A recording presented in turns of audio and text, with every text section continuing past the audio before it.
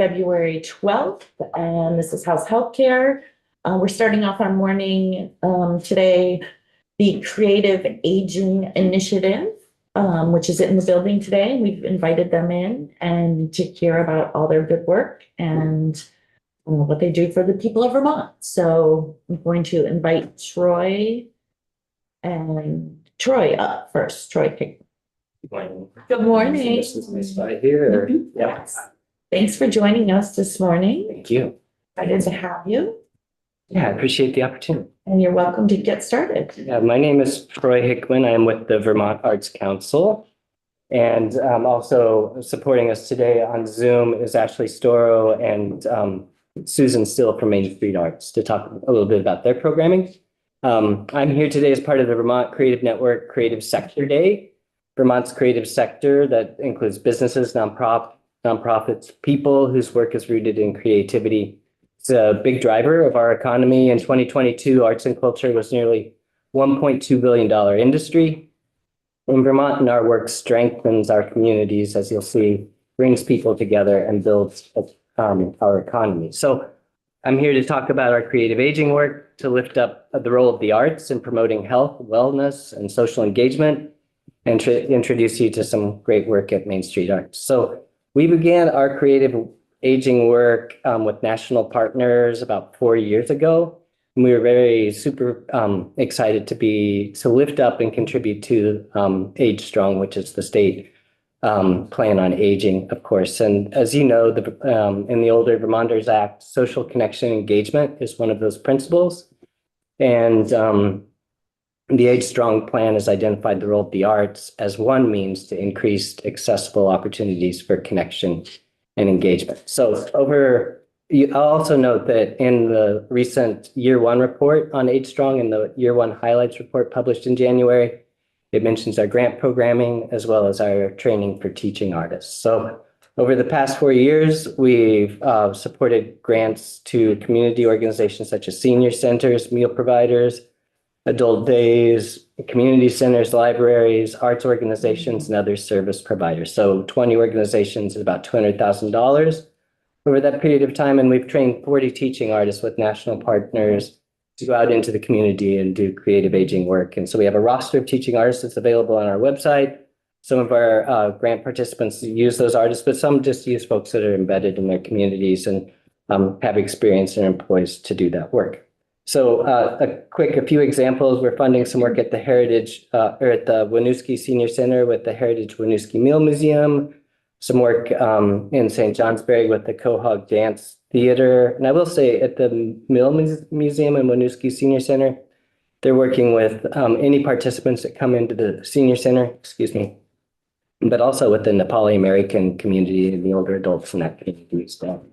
And Vermont Arts Exchange is providing some workshops in Bennington. And the Northeast Kingdom Council on Aging is providing some circus arts programming called Under the Big Top for residents at Sunrise Manor in Island Pond. And Sunrise Manor provides affordable housing for older adults in that region. And so we're super excited about that. Just quickly listing, we're investing some funds in Bennington, Brattleboro, Guilford, White River Junction, Saxons River, Roxbury, Burlington, Winooski, Hyde Park, St. Johnsbury, Island Pond, and more places. That's most, but not all of them. So I do want to say, we appreciate our support from federal, private, state funding is crucial to meeting the needs of older Vermonters. And we're super committed to expanding these partnerships, as you can see, between all of these community organizations and the partnerships that they build to make this programming happen is super important. So at this point, I'd like to turn it over to the folks at Main Street Arts. I see Ashley is on the call behind me. If we can bring her in, that would be super fantastic. So thank you.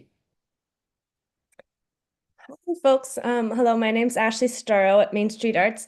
My dear friend Susan Still, we're having just some technical issues getting her into the meeting. So I can probably testify for her here, but I'm gonna, shall I do that? Is that what I should do, folks? If you're ready to I can do it for her. Yeah, I you can can do speak it. for her. And also, I just want to acknowledge my hilarious background. I'm on my husband's Zoom account and I I am not Sam Smith. I am Ashley Starrow. So technology is always fun. Shall I share my screen? What's that? Will there be any cats? There'll be no cats. No cats. We'll be the poorer for it. But I do think this is hilarious, this cool P in the corner. I don't know how to get rid of it. All right, I'm gonna share my screen and I will share our presentation with you. Susan wrote this testimony, so I will just share what she wrote. So give me 1 second here.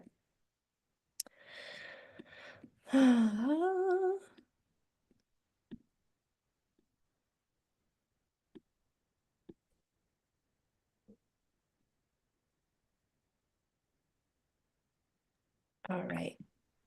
This is my town, just so everyone knows. Leslie and I Ashley! sit together. This is, yes, Leslie and I get to hang out. All right. I think Susan has joined us, so, but Yes, oh, good. I have joined you and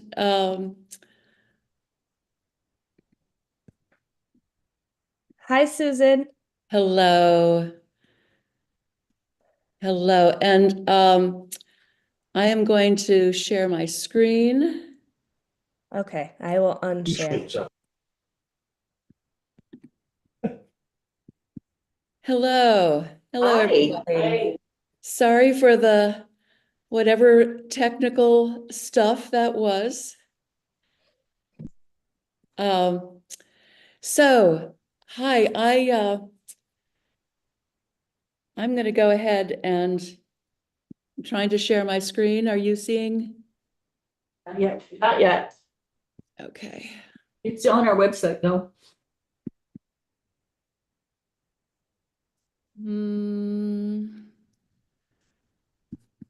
Okay. So Ashley conducts a group called the Red Cat Singers, which I'm part of, and it's all women and it's across all ages. So it's just this wonderful group of women every Monday. We have fun. Yeah.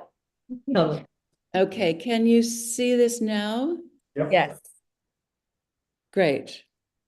Okay, so I am Susan Still. I am 74 years old and I'm aging creatively in a tiny village in Windham County by serving as the board chair of Main Street Arts. Our mission is to strengthen personal and community well-being through diverse arts experiences and social connection.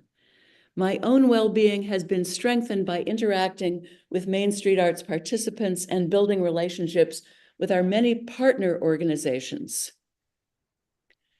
We have programs in performing, literary, and visual arts for people of all ages in our ADA accessible building and in local schools. One program that brings me joy every week is Creative Aging. And here's our mission. You can see that our mission is connected to health. So what brings a lot of people into the building are the lunches. Every Tuesday, an average of 32 elders gather for a free, healthy lunch. Conversations are lively and connections are formed. We partner with Senior Solutions, which is the Council on Aging for Southeastern Vermont. And they pay for the food, and they also pay, along with the wonderful Vermont Arts Council, for some of our free classes for elders. So we schedule most of the classes on Tuesdays so that people can come before and after to the classes. We find funding from various sources so that elders can attend lunches and classes regardless of ability to pay. Social isolation is a serious health issue, and it affects people of all socioeconomic levels. Free programs remove barriers, and we observe people of different means and backgrounds mingling easily. No one is aware of the ability to pay. So we have lots of creative aging classes, and my colleague Ashley Starrow, our program director, is going to tell you a little bit more in depth about this. But here are some of the wonderful offerings we have. So people who are doing Tai Chi in the morning, another very healthy thing for elders, may just stay for lunch. And people making linoleum block prints may show their still wet prints at lunch. Teachers, most of whom are elders themselves, may join the lunch. This is one of our new classes, theater play. The theater teachers will just at lunch say, okay, whether you're registered for the class or not, stay. And this has really encouraged a lot of people who are afraid of public speaking or afraid of theater, never done it since grade school, to stay and try it out. We've been getting a dozen people in the class just because they hang out and they overcome their fear of doing something new. A lot of people said they haven't acted. I think Ashley's a musician that you'll find a lot of people say, oh, I haven't sung since I was in third grade, or I'm afraid to sing, or I'm afraid to act. And so we find that these classes give people a lot of new opportunities. So one of the things I heard when I moved to Vermont 12 years ago was, isn't it too bad we have so many old people? How can we get young people to move to Vermont? It would be so much better if we had more young people. Well, our experience with creative aging has opened our eyes to what an asset we boomers are. We started a TED Talk inspired feature twice a month during the lunches, and we call them Elder Talks. We invite elders to talk for 20 minutes about their careers, hobbies, passions. We've had talks about covered bridges, the Canterbury Tales, and being in the Peace Corps. The talks reveal the rich experiences and knowledge of our neighbors and inspire more conversations. We also use the lunches as an opportunity for anyone to announce happenings in the community. So you may know the work of sociologist Robert Putnam, who wrote the book a while back called Bowling Alone, about the decline of communal activity in the United States. People used to join clubs and churches and synagogues and bowling leagues, and now people do those things alone at home. And you know, just like teenagers, we old people are often on the internet or watching TV. So I'm really grateful that the Arts Council started this program. They really inspired us to try this 3 years ago. And our success in Saxons River, which is a village of less than 500 people, of course, we draw from beyond that in Rockingham, Vermont, shows that rural communities across Vermont can create social connection through the arts. Yesterday, while I was writing this, I got a call from a village resident, and you know, this is people make connections through Main Street Arts. She asked for an email of someone else, and I told her that I was going to be testifying to you today, and she said, "Oh, creative aging has made such a difference in our community, to so many people's lives." And so I wanted to tell you that I can testify on behalf of many of us elders that it has made a big difference. And I want to turn this over to Ashley. Hi, Ashley. Can I just check in on time real quick? Are we doing okay? You're fine. Okay. Another 5 minutes or so. Thank you. Great, that's perfect. She's going to tell you a little bit more about what we actually do. Sure. Thank you, Susan. Yes, and I will be brief. So for the creative aging class that is supported through the Vermont Arts Council, as well as some other grant sources, we have at the moment 6 multidisciplinary art classes that are offered from February through July. And we have 7 highly trained teaching artists that we hire to teach these classes that are trained to work with elder populations. We aim to reach around 80 adults through this program. And all of the classes are 6 to 8 weeks long. They're registration based and they're free.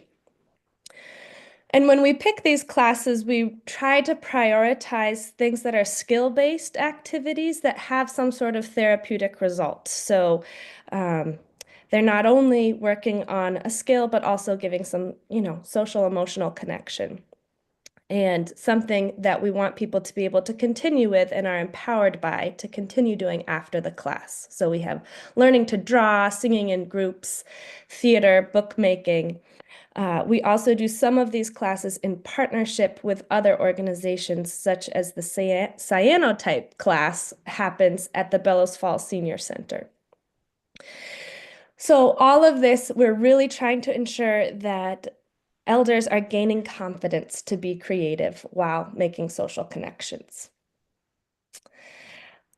Let's go to the next slide, Susan, and I'll tell you a little bit about another program that we have in the Creative Aging program, which is Life Songs, and this is in partnership with Senior Solutions. And in this program, we have paired 5 songwriters with 5 elders in the community to highlight their life stories through song. And this is my personal testimony. I am one of the songwriters, and you can see me here with my friend Tom, who I wrote a song with. And Tom has pancreatic cancer. He is in hospice, and he actually invited me to his bedside yesterday, where I spent the afternoon. And him and I finished our song over 3 months ago. And he wanted me to come and play it for him yesterday before he passes. And he said that the experience of writing that song helped him get to the essence of who he is and what his life has been about, and has helped him appreciate himself at the end of his life. So that was a true honor and a real gift. And I bring it up because clearly we are not just doing art with people, we're building really deep connections. And the last testimony I will mention is this other picture here. You can see Putnam Smith and Haida, and that was a deeply meaningful song that was written, and months later, Haida invited the family over for waffles. So you will see that we're building relationships through the arts, and that is really our mission. So thank you to the Vermont Arts Council and all of you who helped make this possible. We really appreciate your time. Thank you all so much. I will mention the Live Ashley song is on their website. If you go to their website. Well, that link is live, so it's in. I wanted to click it, but I'm not clicking it now. It's Wow. worth it on your own time. I was gonna ask Ashley if she has a guitar with her. Right now? Yeah. I have a guitar. Ooh, I don't think I do behind me. I have a lot of mystery back here, what I've got. It's about 3 minutes, this song, yeah. So where do you receive your funding?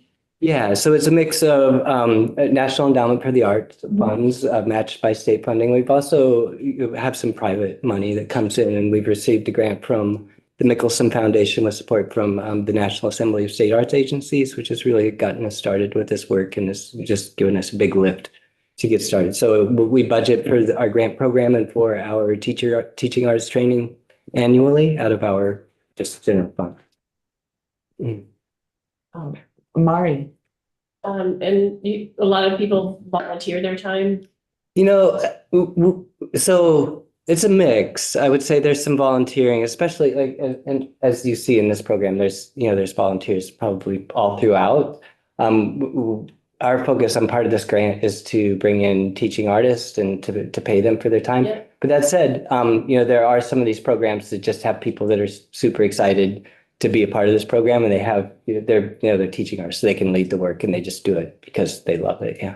Is Rob Merman your circus person? He is not, but certainly Rob was a great example of, of older adults being creative and powerful in their communities. So, yeah, absolutely.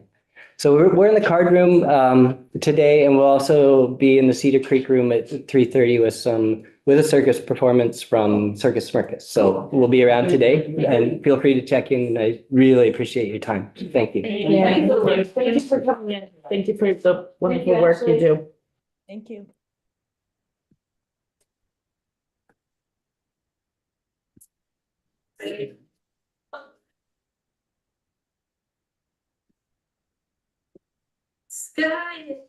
Are you playing that? I'll stop when you tell since they're still here, I think. Next person, please. You know what? You can play while we pivot, keep playing, and we'll invite up our healthcare advocate to music. Has this ever happened before? Just so that's me saying. Brandon. Okay. Chair, Sam, please.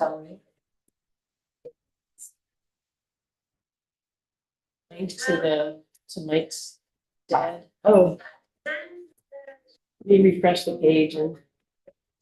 Another appointed someone to walk out, so I won't take it personally. thank you.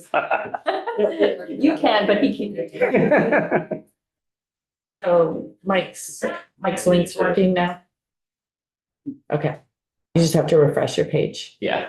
Thank you. Thanks for coming in. We're pivoting back to Certificate of Needs, H96. Good morning. I'm Mike Fisher, healthcare advocate. Morning, Sam Page, Health Policy Analyst with the HCA. So we have a bit of a proposal to put in front of you today, and what we're doing is what we'll put in front of you is conceptual. If there's interest in the committee in moving in this direction, we will engage with you or with Ledge Council to get it into legislative language. But we thought it made sense to put the idea in front of you. I want to recognize that the HCA never has a financial interest when they go before the Green Mountain Care Board on certificates of needs or any process. We're there always as a public advocate, and we never go as a party trying to get something or trying to fight something in front of the Green Mountain Care Board. I just want to make that point because I think other than the Green Mountain Care Board, that makes us a bit different than others. Not to diminish their perspectives, but just we have a bit of a different place in this process. Also, other than every other party, I don't know who looks at every CON other than the Green Mountain Care Board and us. And when I say us, I mean him. Thank you. And so, and let me just say, we've got a great, strong team, and we pass things around often, and people carry major parts, from the HCA team. But we do identify leads in certain things because we got a lot of things we're trying to track. And Sam is lead on looking at all the CONs and identifying, is this something that we want to ask for a party status in? Or is there something that we just want to watch? Or is there something that we're going to let go by? Sam, you have anything to say about that role? Yeah, I think in particular, we're looking at the criteria which are laid out in the health resource allocation plan. And one of the key things that at least I focus on is the evidence in the record. And does the project align with evidence-based practice? And is there really a need for the project in the context of all the things we know about our healthcare system and the challenges we're facing? I would say particularly affordability and access. I think oftentimes, and we'll get into some of the aspects of CON, but I think oftentimes we're wondering, how will this really impact people? And if this is a facility that we believe is needed, is there going to be equitable access to that facility and the services offered there? So oftentimes we look at patient financial assistance policies. We often advocate and ask questions around language access, interpretation services, and whether or not they're going to take Medicaid. So these are certain like kind of general focus areas that we've highlighted. So I think you've heard, and you will hear more from people who have frustrations with CON, and we do too. But I'm not sure you've heard from anybody who is going to speak about the importance of it. We think CON is important, an important part of our regulatory structure. And we join with others to think it needs to be reformed. Sam, you go for this. Okay. We have coordinated so well. Yeah. So yeah, we'll have a couple of recommendations. I think what you'll hear from us is, don't disregard the importance of the process, but we agree with criticisms that it should be streamlined. We think it needs to be faster. So currently, in order for a project to be expedited, an applicant has to ask for it to be expedited. We think that if projects are within what the current threshold is and what the new proposed one is, it should just be automatically expedited. And there should be limitations placed on the board in terms of how many rounds of questions that they have. Because one thing we've seen, and this is not to be critical of the board, but as someone who comes from a research background, you can always research something more, right? You can always ask more questions. And we think that there is some value to having guardrails about how many rounds of questions, with the recognition that we don't want an applicant to simply run out the clock, right, and not be responsive. So that clock could stop if an applicant is not being responsive or being fully transparent with the board or with us if we're an interested party. And then projects above that threshold, and I would give an example like the outpatient surgical center, which is a bigger impact, larger scale project. It makes sense that it would take longer. And the board should have more opportunity to ask detailed questions, and interested parties should have the opportunity to ask important questions of the applicant. Yeah, do you want to say anything else about that? Yeah, I think that it makes sense that it take longer, but man, it doesn't make sense that it took as long as it took. How long did it take? Yeah, over 2 years. Over 2 years. So I think our general perspective is we need to speed up all of them. They shouldn't be such a huge burden. Even the big ones shouldn't be such a huge burden, either on the board or on the applicant. And that we should create, I'm going to speak just sort of the concept of a lower tier. And the reason for it is because there are bad actors out there. There are applicants who are proposing to do things that we think really should have some scrutiny, and we'll have some examples of that. We're not talking about known healthcare providers that want to build a wing or need to do something. We're talking about people who want to come and set up shop and do something that we think should have a lot of scrutiny before it's allowed to proceed. And the fear of moving to $10 million is that we will be just opening up the door for those kinds of projects. Can you give some examples? Yeah, go to the stuff. I know I've heard you use that term several times. Yes, I can skip ahead. And then I have some questions about. Yep. Sam, Sure. I feel like, oh yeah, better than I do. Yeah, But- so I mean, I as Mike underscored, these are rare, but I mean, I think one of these bad actors, I shouldn't say bad actor. If there is potential harm, there's risk. And a CON process allows you to evaluate the evidence of an applicant, and what service they're going to try to offer. And I think in particular, how people are going to access it, because it's not uncommon that some applicants don't want to take Medicaid, for example, because pays less than commercial.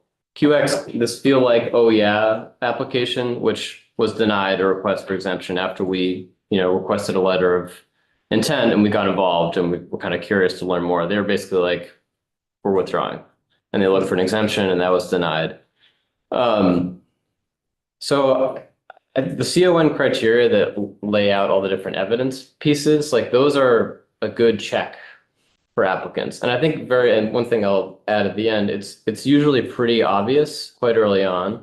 if applicants are going to be presenting something that doesn't have a super strong evidence base. So that's why I think it could be checked through an expedited process. It wouldn't need to take This that was a long. blood transfusion, is Yeah. that right? Yeah, it's like a platelet enrichment, and there just wasn't a lot of clear evidence that it was beneficial, and it was going to be a cash only service, which it doesn't mean necessarily that it's untoward, but it means there isn't really a clear patient financial assistance policy.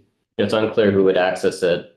The other one that was denied is, this is just going back in the history. So most of them are approved, right? So I mean, again, this is rare.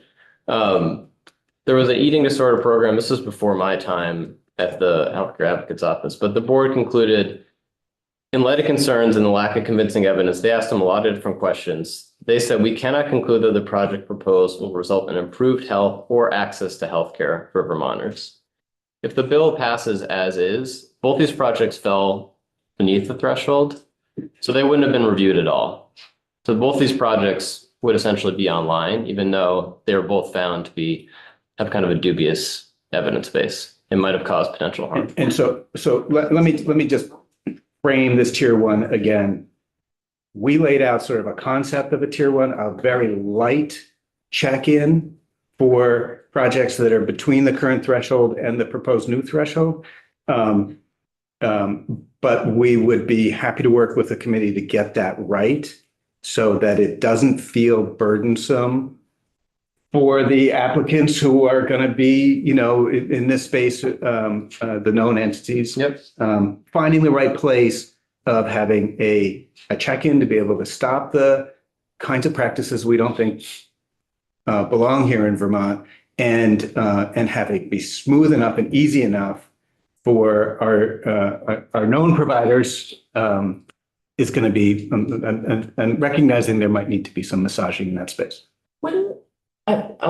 I see you, Mari, but wouldn't these examples get caught in more of the licensure piece or an OPR, like a scope of practice, or? Yeah. I mean, if you're practicing medicine, didn't we, in fact, remember we did something a few years ago? Yeah, I did that. remember. Yeah, it was the stem cell infusions for joints. I think that the issue was the same for that. They have to be noticed. So they get all set up and then there has to be complaints. So this would kind of prevent the setup before it got to the point that. Does the health department have to license?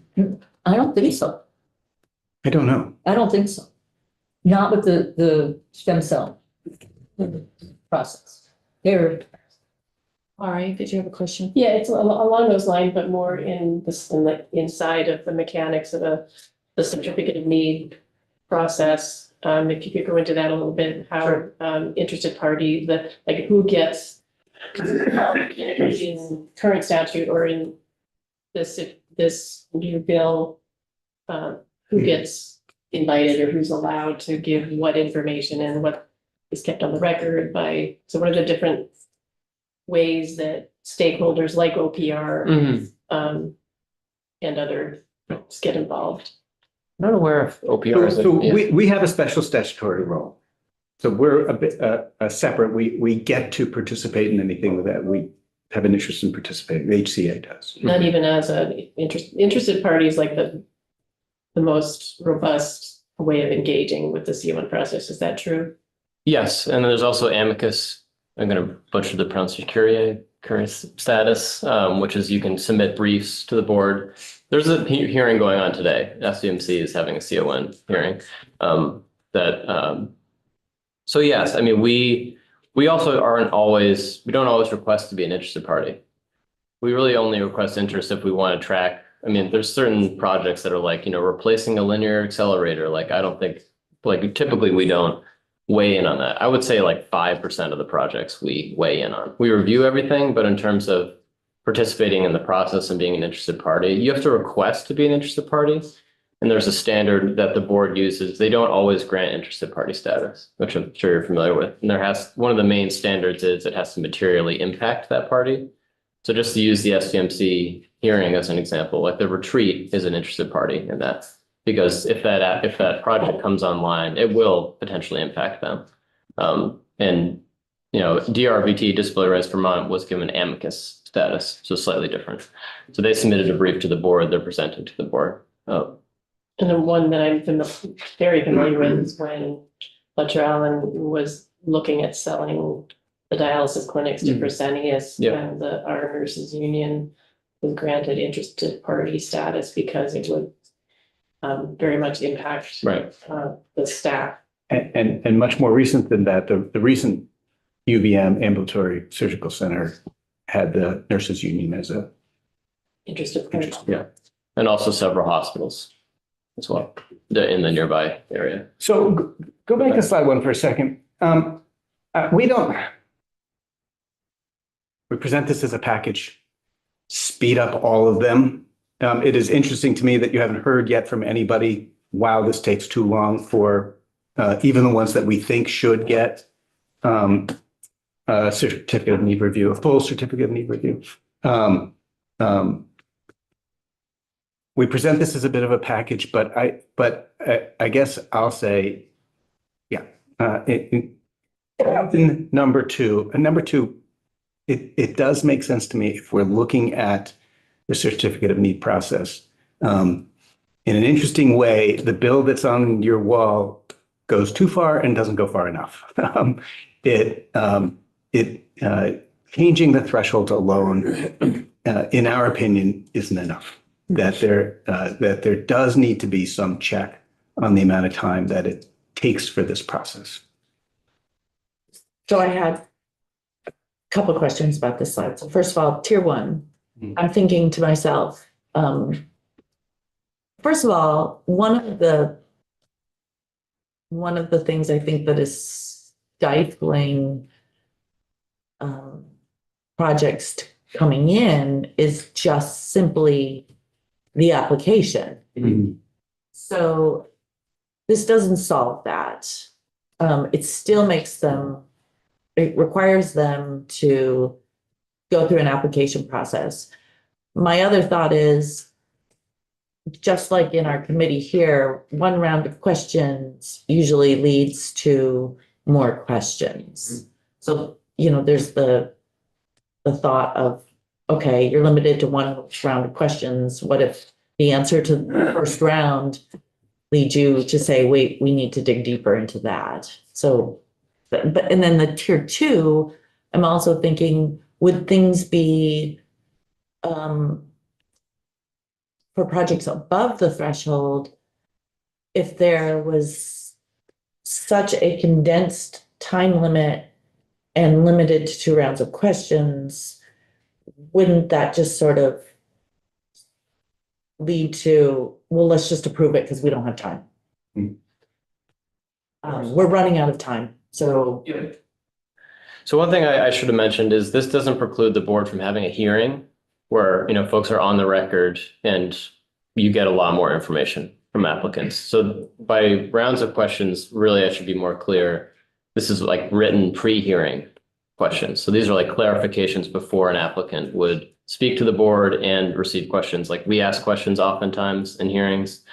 So the board would have multiple opportunities to have those questions answered. To your point about the application, I think that's part of it. I think in my view, what is in part taking so long is the board has a lot of questions and an application can't be marked complete until all the questions have been answered. So it's taken in some cases years when I think projects should take months.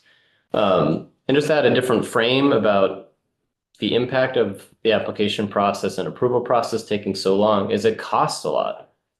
If it takes multiple years, it costs the applicant a lot of money, but in terms of the actual project costs, I mean, as we've all seen with inflation, projects that might have cost $10 million might cost 25 million in a couple of years. So there's a real cost to our whole healthcare system if this application takes as long as it does. And let me jump in and say, Chair Black, I think it is, I think your point is important about not wanting the application process for our proposed tier one to be too burdensome. And that's why I really want to back off and say, Look, this is conceptual. It might be that what the committee thinks is the right place to land in here is a clearly defined, plain language, short, summary of the project, so a defining of the application process for tier one that doesn't feel like a too burdensome. What, because I've been thinking about this, what about, I'm just throwing this out there. What about something to the extent of an application, a simple application that would include a business plan, what you're planning on opening, what, your building construction costs are, what you anticipate your annual revenue or annual operating costs, equipment. Essentially an application to say, we are planning on doing this, and this is why we feel as though we are under the limitations. And would that kind of capture and catch so the approval to, yes, you can move ahead and no, you are not subject to the CON process. Would that catch your bad actors? My concern is if we even have the one round of questions, now we're looking at things like, should we allow this because it might compete with something else? Let me jump. I did float this by the board so the board knew what we were going to say today. I don't believe that, I don't necessarily think the board supports what we're saying here today. I want to recognize it. Sam, do you have a thought about that? That level, I mean, that sounds like the kind of thing I was thinking of. Yeah, I mean, I think streamlining the application is definitely within the board's purview to do already. I don't actually know if they need a bill per se. And I just from listening to the board, I can't speak for them, but I think that they want to streamline this process too. I think some of the criteria that are used, I think some are more important than others. And, a lot of them were developed when Bishka was the regulator. So I think those can be updated. I think for us, I highlighted some of the ones that are most important. There's no discrimination based on what insurance type you have. There's a patient financial assistance policy. There's a clear evidence-based practice, and the people that are going to be providing it are licensed. To your point, I think that's a good question. So I think those are the things that are at least Take Medicaid. Yeah, take Medicaid. Those are the things that are most important to us, I would say. Yeah, go ahead. Can you go back a slide, Mark? The last line on here, the care board would be limited to 2 rounds of questions, really. I don't know if concerns me is the right word, but that seems like a severe limitation, because I assume that you're proposing they would be forced to make a decision by then, like you're in or you're out. And then the next slide had something about revision. So can you just walk us through what the entire process would look like for an applicant, including a process of revision if they didn't meet the requirements or satisfactorily respond to the request for revisions? How many rounds of questions did the UVM Surgery Center? I think almost 20, many. That was a big application, so it makes sense it would have a lot of rounds, but I think So let me just say, maybe 2 is not the right number here, but whether it's 7 or 20 or whatever, and over 2 years, also doesn't feel right to us. So I think what we're trying to inject here is that there needs to be some kind of limitation that makes sense to us. And I think the board would welcome it to, I hope the board would welcome it to some kind of limitation on how long it takes, even for the very big projects. Right. But you want it done right. Okay, so by limiting questions, even timeline, Mhm. I don't know if that's the right thing to do. Now, 2 years is way too many. I don't know. But maybe a timeline with exceptions. Well, you want to get this done right. I mean, today's hearing is a year and a half later.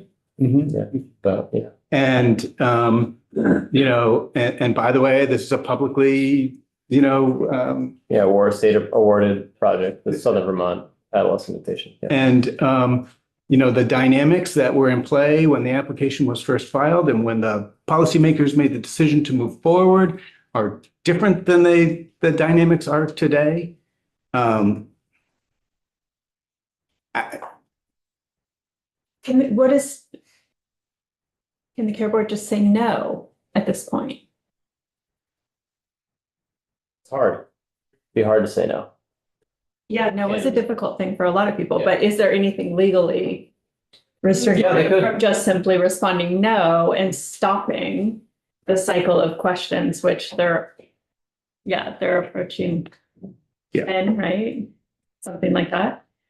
Yeah, I think these are all good concerns. I mean, we talked about them internally as our team as well. I think one thing I will add is the rounds of questions would not, like if an application was incomplete or you had follow-up questions or the board felt like a question wasn't sufficiently answered, that would not be, they could ask as many of those as possible.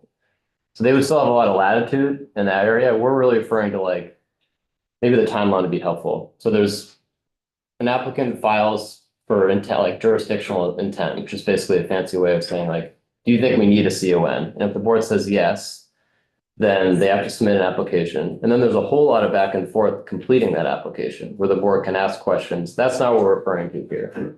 What we're referring to is after the application is complete, these are follow-up pre-hearing questions. So we have the application process, we have the questions pre-hearing, and then we have the hearing, and then the board has some time to evaluate, take comments from us or other interested parties, and then make a decision. So I think the concerns about it being rigorous, being everyone doing their due diligence are totally warranted. I think for us, we're trying to, I don't think we're wedded to like hard timeframes, but I think what we're trying to make the point is that it's taking too long. And I think there need to be some standards. Like, for example, AHS has a CON process. It's around 3 months is the max time for, and they regulate nursing home transactions. And they have a pause, like if an application is, you know, being clarified, they pause that clock. So they have that guard. I was just talking to their attorney yesterday. They have that guard against an applicant being like, oh, we're just not going to answer it. You have to approve it. Yeah, I guess I'm probably talking too much. Yeah, no. I think, let's just, make sure we cover a couple of the details. What's number 2? Oh, we support, yes, we support the thresholds that, that the Green Mountain Care Board, that, Chair Foster agreed to, the other day. We think those numbers make sense. It's slightly lower. Mm-hmm. What do you mean by that, Mike? Well, he had slightly sort of moderated a few. I can't now remember all of them. 10 million, five. And 5.3. Yeah. Yep. And then we also we think all projects should take Medicaid. And this second one, new large healthcare facilities affiliated with hospitals must charge no more than Medicare break-even price plus 10%. This is what the board's decision was on the UVM Outpatient surgical center. Outpatient Surgical Center. We are all super concerned about the costs to our system. And this is a place where that expression of concern about how much the prices that are being charged. So For all payers, Say that again, Mark? For for all all payers. payers, for commercial. It's for commercial, really. Yep. So you're saying if it's a hospital currently existing who wants to have a new healthcare facility affiliated with that hospital? Mhm. Okay. understand there might be strong pushback from some parties on that one, Yeah. but I mean, this is the form of reference-based pricing. Happy to talk about what that looks like.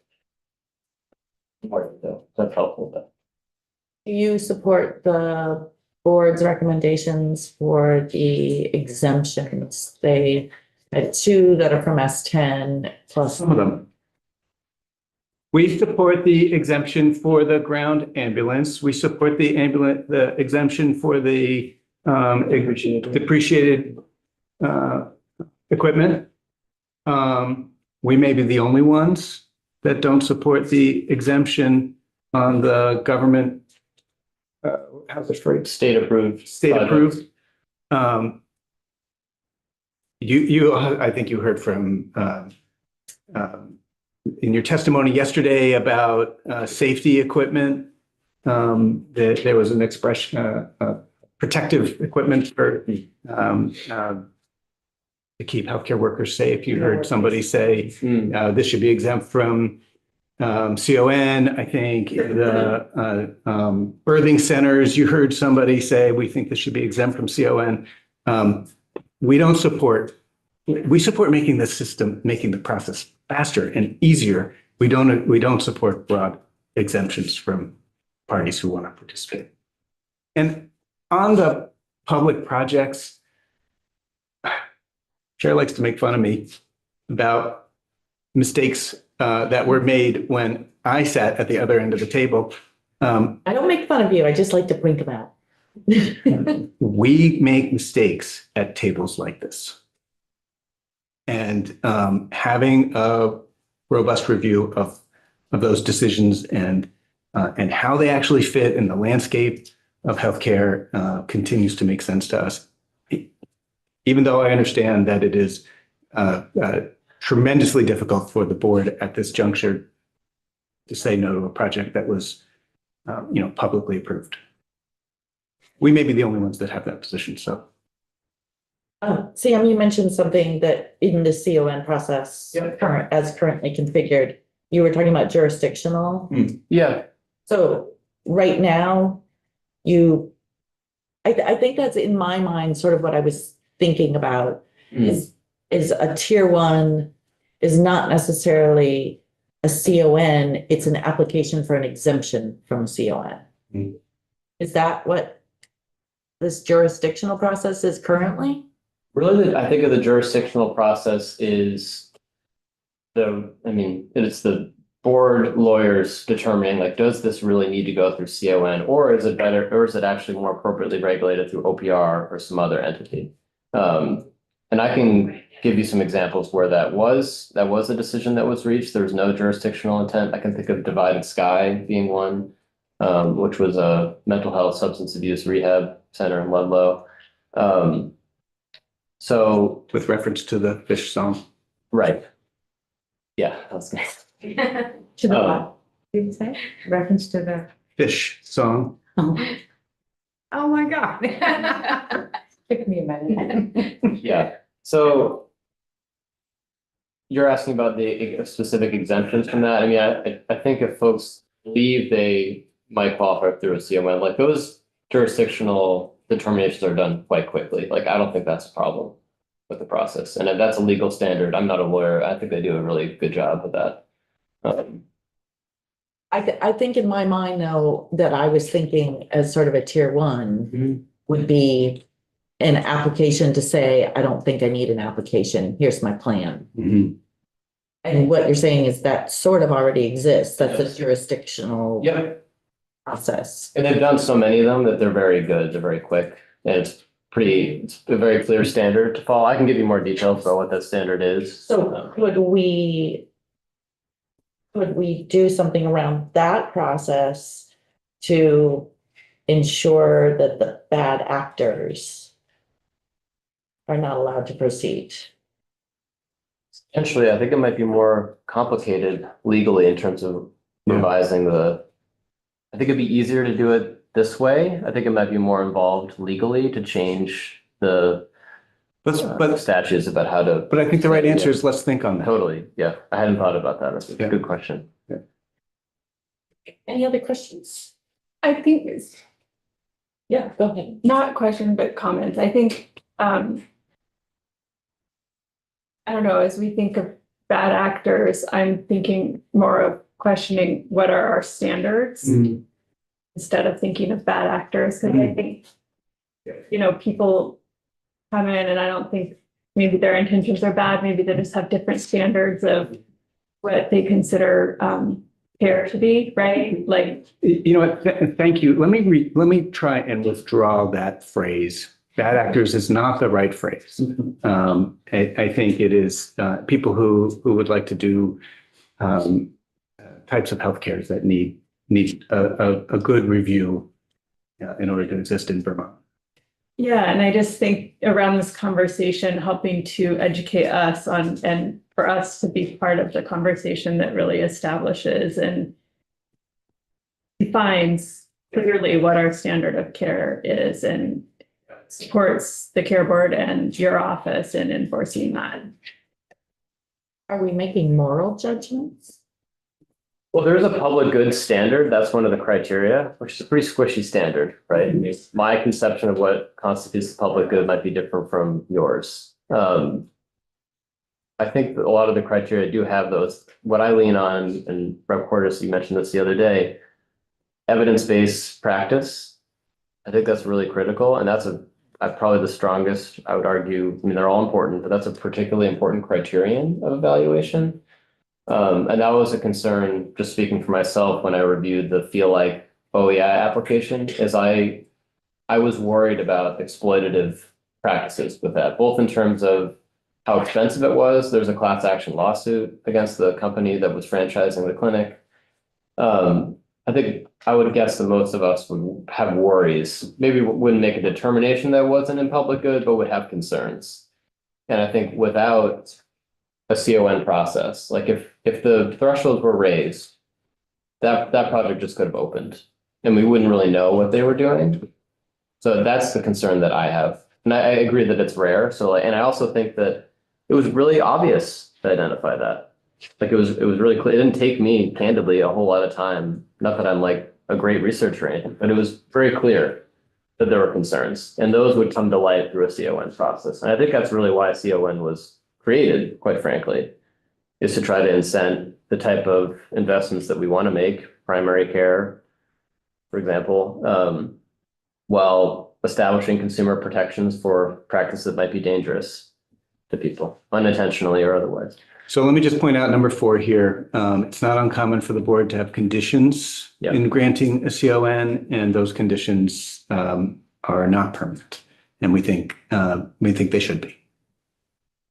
We think the board should be able to put conditions on a CON, like you take Medicaid, and that it continues. Yeah. And then one final comment, not on here. I want to recognize that in another bill, H80, introduced by Representative Cordes, is a detail about CON and our office.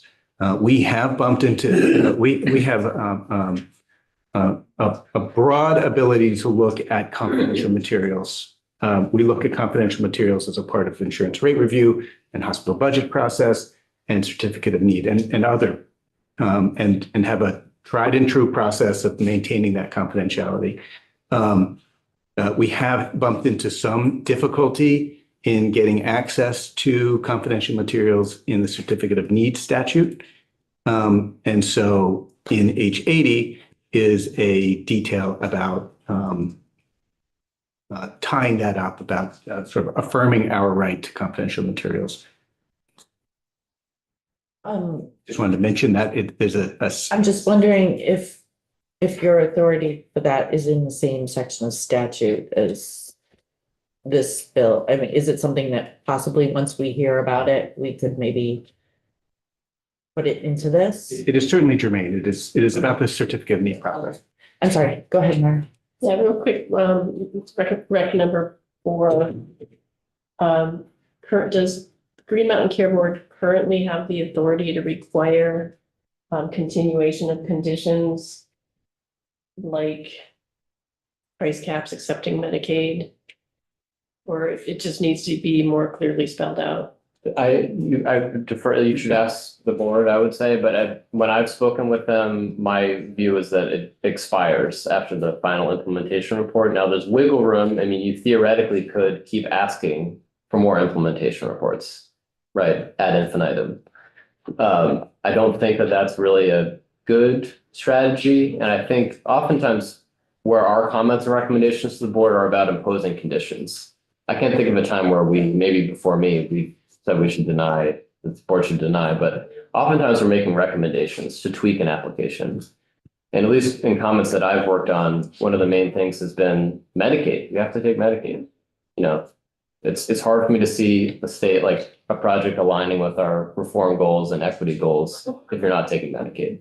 So to me, if the board determines that a facility needs to take Medicaid, I don't see a real credible argument for why that should no longer be a need 5 years from now.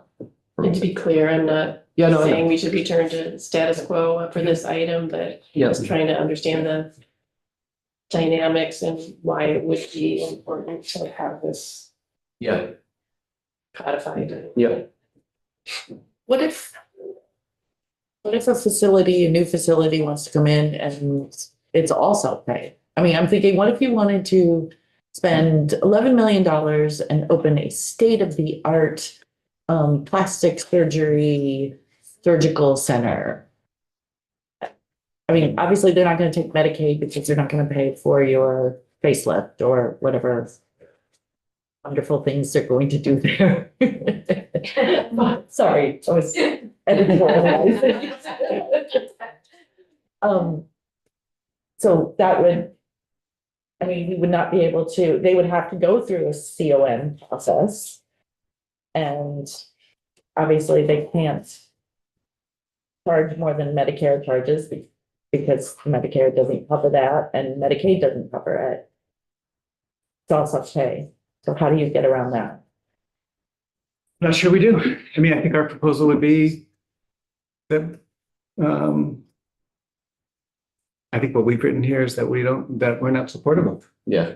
projects like that. Not sure where that fits in the landscape of care needs in our state. I mean, I'm sorry. Can I just follow up on that? So the plastic surgeon place could actually say, yes, we will take Medicaid. And Medicaid will just deny them when they go in. So it's like, that's a loophole, I think. I mean, it's contingent on us. It's, you know, we have some influence over what Medicaid does and does not cover. And, you know, the board would have some latitude. I mean, again, one person's notion of what constitutes need in our healthcare system is different from another person. So the board, you know, it's part of the CON is determining like, if we look at the state, if we look at all the goals that we want to achieve as a state, is that facility in line with that, with those goals? It may or may not agree with that. That's what I'm saying. That's what I had said before about, are you making a moral judgment Yeah, I think you on are. what one person thinks is a need and another may not?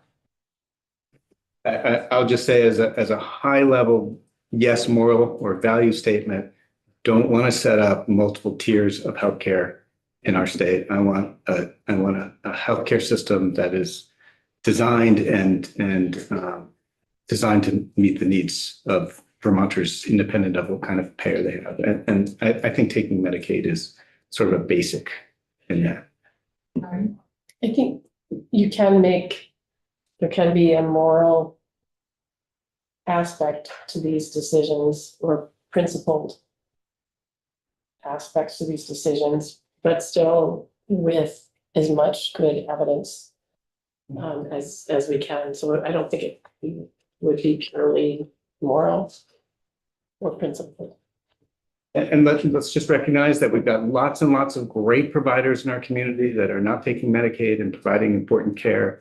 So I'm not suggesting we change that here, but we're talking about when you're choosing to spend, in this case now, over $10 million, if that's where we go, that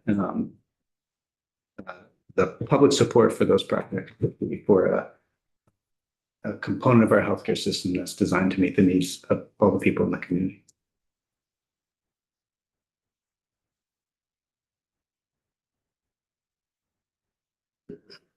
I'm Go ahead. still trying to question the, now what the tiers are is just for money. Like now you're adding all these other layers as to what we should be looking at when granting this. The money thing seems irrelevant to me right now. Like that, I know we're upping the threshold, but I don't think you can build anything for less than the threshold. Less than $10 million? Yeah. We're doing a little research on birthing centers yesterday. Yeah, I mean, some birthing centers are less than that. Are they? Okay. I hope they are.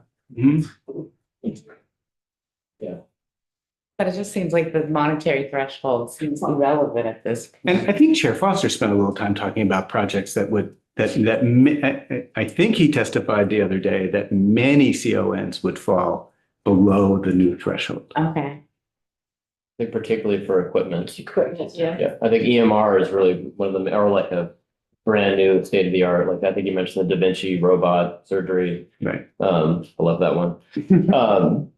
Just 'cause I like saying Da Vinci, but I think most, would fall below that threshold. But I mean, you raise a good point because I think for us, a lot of it's not that thresholds aren't important. It's really about the process and the standard of review. And I think one of the main points we're trying to drive home is that we are fully supportive of a due diligence review according to the standards that the legislature put forth. They're good standards. They're strong standards. I just think that it's taking too long. And I think we have a lot of access needs in our community that need to be met, quite frankly. And, Vermonters are at risk of not being served when, applications for primary care, for example, that I think could reasonably be approved within 4 months are instead taking like 9 or a year. And that is I try to always think about my neighbors who, come from all different walks of life. Like, how are they going to get access to this? People that are of means and people that are not and have many kids at home. So I try when I'm reviewing these applications, I try to think not only of the standards, but the impact of people that I know, like the real lived experiences of people. And there's a difference between access, like a service being available, and realizing that access, right? Just because something exists doesn't mean that someone can afford it or feels like they can afford it, particularly if they're in debt, that sort of thing. So anyway, that's my soapbox about that. I guess I do have a little problem, except in the Medicaid. I can't discriminate. There might be something down the road. Not what you were talking about, facelifts and stuff, but something that's important that just doesn't seem to fit the category of accepted Medicaid. And by doing this, you've limited it. So there's no gray area there. So there might be something down the road, where even you might say, hey, that's not a bad idea. So by putting this in there, I have a high level comment that I've wanted to make to this committee for a while. I love it that the committee likes to talk informally and likes to call people by their first names and whatnot. I think that's good. I am the healthcare advocate. Yes, you are. I am in this moment not Mike Fisher. And so, yes, Representative DeMar, the healthcare advocate thinks it's important that people on Medicaid have access to the same level of care. Point well taken. Care advocate. Chief healthcare advocate, Fisher. Do you think, I'm looking at the landscape of healthcare in Vermont. I'm looking at just my own anecdotal lifetime of working in healthcare and how I've seen it change. I keep going back to, when we create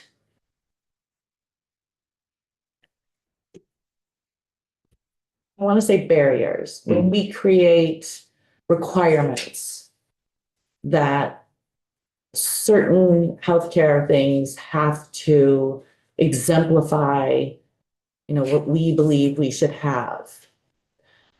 I think about the things that we don't have in this state, and there are things we don't have because we have stifled competition, which has driven providers, and that includes primary care, to decide, I'm not going to Vermont. And while they may provide services, I hate to go back to like the plastic surgery. Sam wants a robot, had like a neck lift. We all have priorities. Yes, maybe you could have a robot do the next one. But,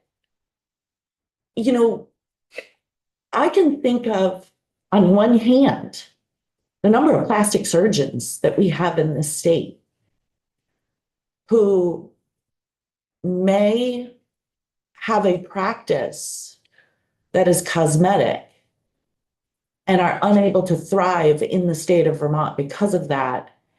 And because of that, we don't have accessibility for the woman who just had a double mastectomy and is looking for a highly skilled, competent breast reconstruction surgeon. Or So I don't think we're that far apart.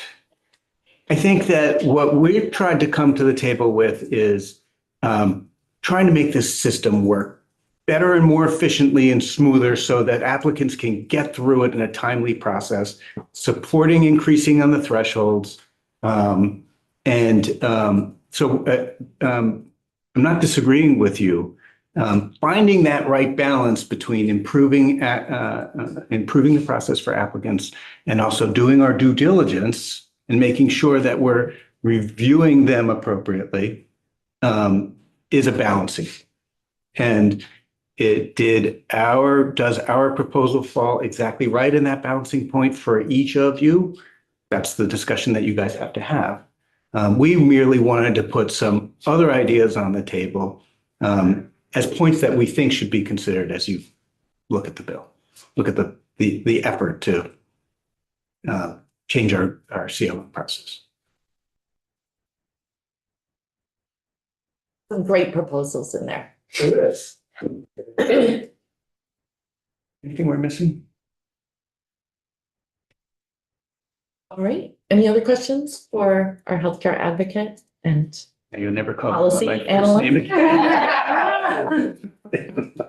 Topper? What level of threshold are you talking about supporting? Up there, it's the Green Mountain Care Board, is that correct? Yes. And- These limits. 3 months. Okay, I don't have that in front of me. So what is that number? 5 million or 10 million? I'm sorry, it was 10 million for the, I don't have it. In construction, 5 million for equipment and 3 million for annual operating expenses. Yeah, It'd be helpful to have a little chart. I'm kind of looking wildly around the room. We'll ask the Green Mountain Care Board if they can summarize their. Yeah.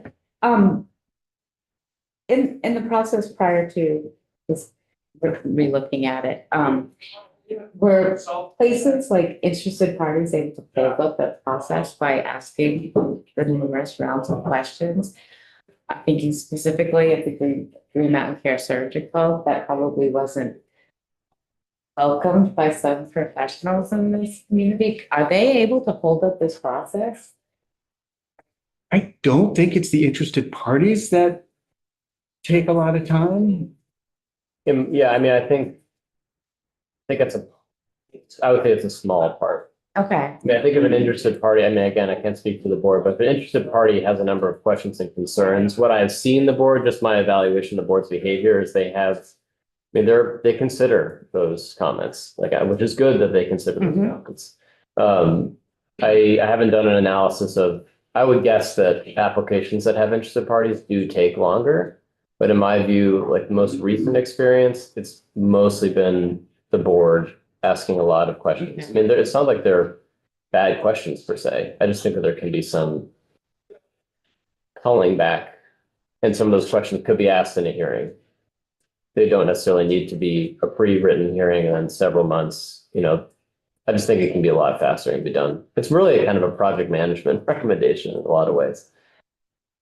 And just one more question on the application process. Like you said that with that Kinetics place that you actually did the research. Yeah. Is that all like with knowledge prior to like during the application process? Is that like on the table? Or did you find that yourself? And I found that myself, but I mean, it was through researching public materials. yeah, Yeah, so that was available. learning. But it is concerning. I mean, again, I think this is rare, Yeah. but I mean, I would rather, speaking for myself, like I fear having no process. Mhm. And just given everything that's going on with the federal landscape, like I don't think there's going to be a lot of, I don't have a crystal ball, but in terms of federal oversight of this type of stuff and the level of regulation from the federal government, I don't see that happening the next 3 and whatever months we have. Mhm. So I try to keep that in context as well. Thank Doing what we can as a state to really protect ourselves. Thank you. Thank you. Thank you.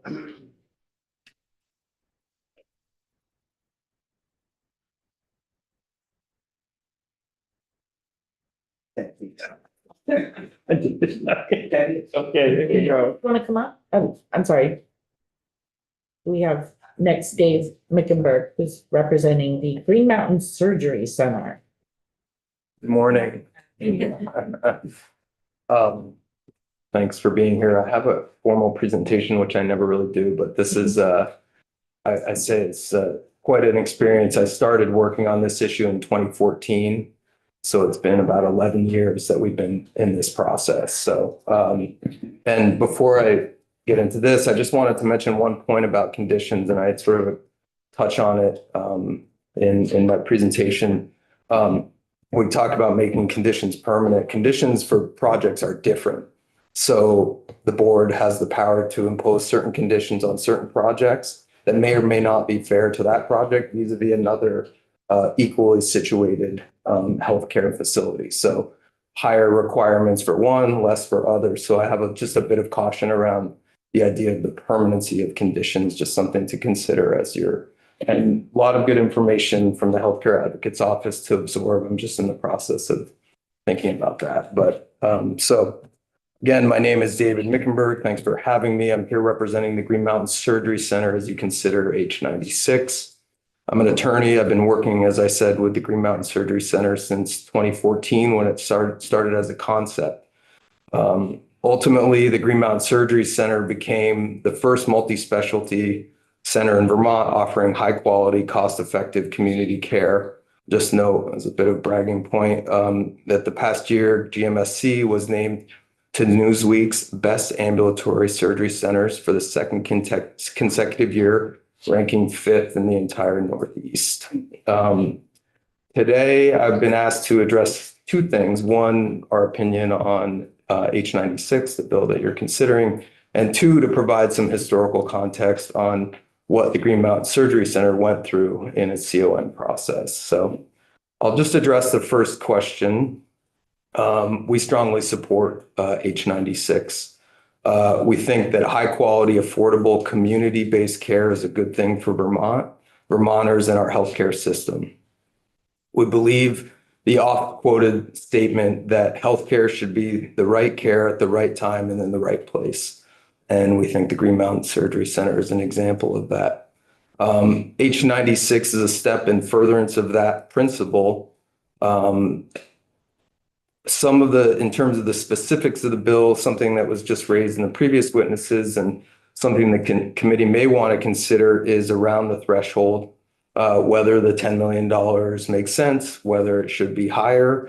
We certainly think that $10 million is a good starting point, especially if the final legislation that you includes a sort of inflationary increase that, as I believe it does in the current draft. So But as we just heard, the rising costs of everything is something to consider, particularly around construction. And so just maybe something you would like to consider, and we're happy to offer further comments as the bill makes it through the process. So the second issue I've been asked to address is the experience of the Green Mountain Surgery Center through the certificate of need process. And as I said, I'll be honest, this is going through these records, and I've just printed out a few of them. The docket statement for the Green Mountain Surgery Center is 7 pages long with 180 entries. Each entry is a hyperlink that will take you to thousands of pages of questions, responses,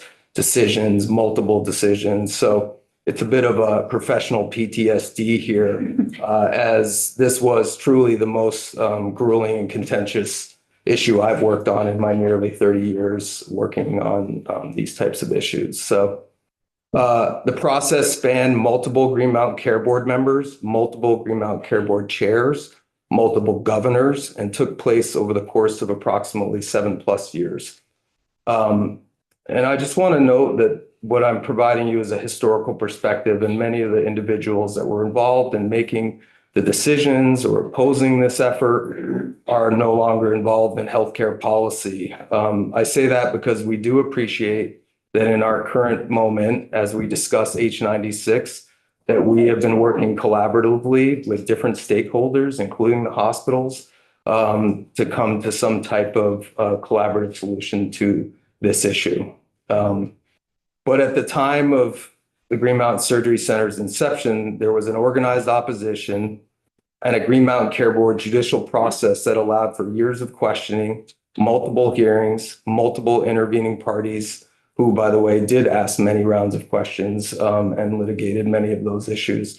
A litigated case that needed to be decided by the Supreme Court, tremendous expense in terms of consultant costs, legal fees, delays in opening, years of compliance reports, and years of political opposition that surfaced in various bills attempting to subject Green Mountain Surgery Center to ongoing restrictions that were greater than comparable healthcare facilities. So that issue around making permanent, there was legislation, I think, I don't know if anyone, maybe Representative McFawn was here, but there was a bill in the Senate that took the conditions, said we want to make them permanent for these particular type of healthcare facilities. Ultimately, that bill wasn't successful, but it was a tremendous effort to work on that. So to put in context, at the time this project was formally proposed on June 12, 2015, the state had only one independently owned ambulatory surgery center.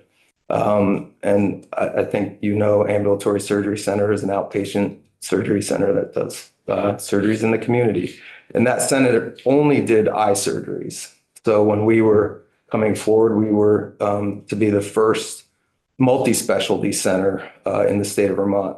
At the time, Vermont was last in the country in terms of access to ambulatory surgery centers and had zero, as I said, multi-specialty center. I'll just note that that is the case today too.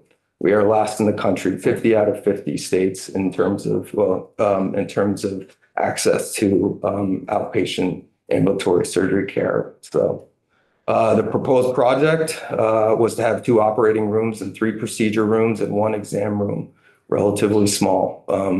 And the proposal was brought forward during a time when it was increasingly clear that high quality, affordable community-based care was needed in Vermont. Again, we remain in that situation. This was demonstrated by the numerous letters of support, dozens of letters from the insurers, businesses, labor unions, nonprofits, individuals, all stating a clear need for the project.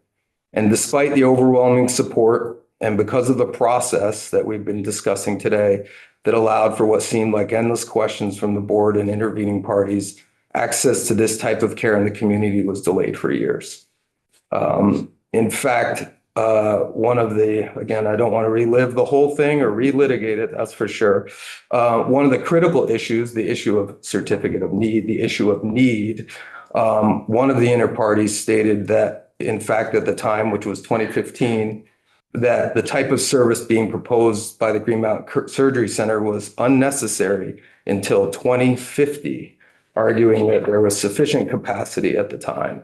Of course, we disagreed. And in fact, I just want to note that that same entity also said that they were incorrect. And they said that in a hearing this year for a different proposed project, saying that they were wrong to say that. So just gives you a flavor of the type of rhetoric of this process, or the type of information that can cause significant delay. I'll spare the committee reams of paper that were produced during this process, but it didn't actually end when the certificate of need was issued in July 10th, 2017. So after 2 years of litigating in front of the board, didn't actually end. In addition to the certificate of need, there were 29 conditions placed upon the Green Mountain Surgery Center, many of which no other comparable healthcare entity had to comply with. In addition, there was years of implementation reports required, at least one attempt, as I mentioned, to codify the GMAC conditions into law applying only to ambulatory surgery centers, and a dispute over the scope of the project, which required additional hearings at the Green Mountain Care Board and was ultimately decided by the Vermont Supreme Court. If the committee is interested in any of the details of the proceedings, it was covered extensively. And I'm happy to provide a number of newspaper articles, both in Vermont and nationally, covering this multi-year process. Almost done. Needless to say, from our perspective, the current CON law, particularly for projects of similar size to GMSC, lends itself to the possibility of needless delay, litigation, contention, and most unfortunately, the denial of desperately needed high-quality, lower-cost care for Vermonters. There's also a question of fairness in the application of this law and process. In fact, sometimes the CON process moves quite quickly for projects that were far bigger than what we proposed. But in our experience, the ability of intervening parties who are motivated by opposition to competition and the political winds at the time play a significant role in the length and scrutiny of the process, a fact which feels arbitrary and unfair. The process the Green Mountain Surgery Center went through has no doubt deterred others in Vermont from innovating in healthcare. Why would one go through this difficult process when they can set up shop across the border with a fraction of the cost and hassle? I would say the parade of horribles that we're told about the opening of this singular outpatient center have not come to pass. And in fact, the primary opposition to the project that it wasn't needed has proven to be false. I'd happily supply the committee with a recent ASC report that the Green Mountain Care Board put out, talking about the value of ASCs in the state of Vermont, and a RAND study that demonstrates no evidence of what we've heard about the quote unquote cherry picking we've heard mention of. The need for centers like these and other types of community-based care has only grown stronger as each year has passed, and we support the effort to take down barriers that prevent Vermonters from accessing this care. As Vermont continues to face a cost and access crisis, one that this committee has noted for many years, we hope that reform of these laws will allow for the type of accessible care that will make Vermonters, Vermont businesses, Vermont payers, and our entire healthcare system healthier. And we appreciate your time and attention to this important issue. Look forward to working with you and all the stakeholders in this process to advance legislation. Awesome. Thanks for the therapy session. I feel better. Sorry. Yeah, thanks. When you were talking about the length of time, I didn't hear you mention anything about Act 250. Did Act 250 have an impact on that time period? I mean, Act 250 as I'll say I don't know. I was focused specifically on the CON process. Act 250 would apply as it applies, and I'm not sure. I can follow up and find out if there was any delay, but the time period that I was talking to wasn't as a result of Act 250. So it was not? Was not, no. This was all related to what was going on at the board and then the subsequent issues that came up post certificate of need award. So, but I can inquire about what the Act 250 process was for the center. I think you put out, I think part of your requirements is that you report to the Green Mountain Care Board every year. Sort of, if you could get us that report and send it to us, that would be great. Yeah, sure. Also, Most recent one. yeah. Also, just around other avenues of regulation, we are licensed. There was a bill that passed, I think, Representative Holton worked on it, to license ambulatory surgery centers. We worked to do that, and that's in law. And so I think there are appropriate, we're also regulated by Joint Commission, regulated by CMS. There's federal regulations that are oversee ambulatory surgery centers specifically. I can't speak to every entity that would come in front of the Green Mountain Care Board for a CON, but there are regulatory processes in place. I know that was raised in the previous by the previous witness. So We've heard about cherry picking. Can you give us an idea of sort of what procedures the surgical center does now? yeah, I mean, we were limited, and that was the case. That was we when we applied for the application, when we submitted the application, we applied as a multi-specialty surgery center, and we had initial doctors lined up to do initial procedures, but we had always envisioned that the project would be able to do surgeries beyond those 5 specialties. We have taken on some, not the ones that we had proposed doing, which were litigated up to the Supreme Court. But for example, one of the procedures that we've done that wasn't in the initial application is pediatric dentistry. I was looking back on some of the letters of support. One came from the board, Mary Alice McKenzie from the Boys and Girls Club at the time, saying we have a massive need for pediatric dentistry, which is, I believe, primarily done, paid for by Medicaid. That's something that we worked with the board on and the administration to take on pediatric dentistry, which is not a high profit procedure. So, but we do GI, orthopedics. I'll get you the full list, but a variety of procedures, and pediatric dentistry is one that we're proud to be able to offer for the community. And for OBGYN, others, yeah. Plastics, we do plastic. Yep, we do plastic surgery. Yep. Yep. Or did you have a? Yeah, you do take Medicaid Yes. and Medicare patients. Yes. We do. Yep. Any other questions? Great. Well, thanks for coming in. Thank you. Sorry for the Yeah. flashbacks. Thanks. Yes. We appreciate you sharing. Yeah, we look forward to working with you during this session to work on this. But overall, you were in support of each. Absolutely. Okay. Yeah. 96. Yeah. Yep. All right. Thank you. Thank you. Thank you very much. Yeah. Oh, we're gonna take a 15-minute break. We'll be back here at 10:50.